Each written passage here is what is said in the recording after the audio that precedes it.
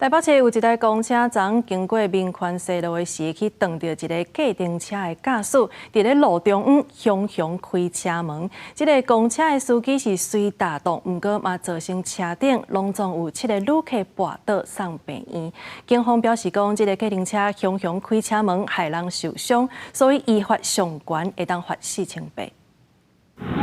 公车出站了后，驶伫专用道，一台计程车向开车门，公车司机赶紧打档啊，骑的乘客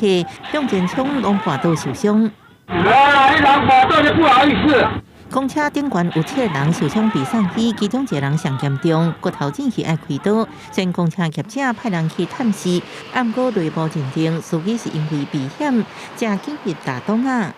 他根本正常行驶，然后又有发现危险，这样是避险刹车。我们车内乘客部分，我们公司会现在做处理然后最后我们会再依那个肇事责任来做追讨。代志发生伫一湾民权西路站外，涂骹也古户分别表示分者，22早起8点外，计程车驾机车烧 A 了后，驾驶落车查看，开车门时阵好亲像无注意，公车近距离为倒后边驶过来，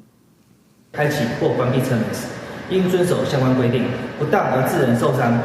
依道路交通管理处罚条例，处新台币2400元以上4800元以下罚款。开车门凊彩造成人员受伤，警方会罚计程车驾驶相关4000%。不过过去拢讲，驾驶人程度爱注意车前状况。不过这摆公车司机紧急打档啊，是不是无注意扫地数咧？